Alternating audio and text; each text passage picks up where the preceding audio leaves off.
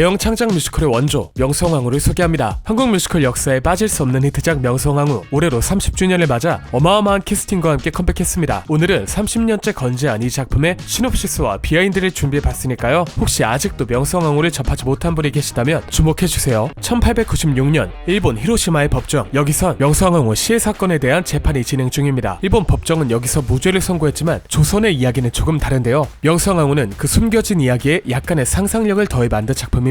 일본이 본격적으로 조선 침략 계획을 시작한 1870년대, 당시 왕은 고종, 그리고 왕비는 명성황후였죠. 당시 실질적인 권력을 잡았던 고종의 아버지 흥선대원군이 서양 문물을 받아들이지 않아서요. 당시 조선은 빠르게 발전한 외세에 휘둘리던 상황, 뒤늦게 강주로 문호를 개방하게 됐지만 이랬다 저랬다 빠르게 뒤바뀌는 정세에 불만을 품은 백성들은 반기를 들었죠. 특히 신식 군대와 다른 대우에 열받은 구식 군대의 쿠데타, 이모군란까지 겹쳐지면서 조선은 설상가상으로 무너지게 됩니다. 이때 명성황후의 선택, 지금의 중국인 청나라의 도움을 요청해 청의 군대를 조선에 데려오는 것이었는데요. 이 때문에 조선 정복 계획에 차질이 생긴 일본, 고종보다 앞서서 정치적 판단을 주도하는 왕비 명성황후를 걸림돌로 판단합니다. 그렇게 일본군 명성황후를 죽이기 위한 여우사냥 작전을 시작하죠. 이번 명성황후에는 명성황후 역에 김소연, 신영숙, 차지연 배우가 캐스팅됐습니다. 김소연 배우는 이번으로 벌써 4번째 명성황후고요. 신영숙 배우는 99년도 명성황후의 손탕 역으로 데뷔해 이제는 3번째 명성황후를 맡게 된 역사가 남다른 캐스트입니다. 두 배우 모두 작품에 대한 깊은 이해도를 바탕으로 격력지게 노련함을 보여주실 것 같은데요. 반면 작품에 처음 참여하는 차지연 배우, 명성황후는 오페라처럼 작곡된 작품이라서 지금까지는 거의 성악 전공 배우가 캐스팅됐거든요. 팝,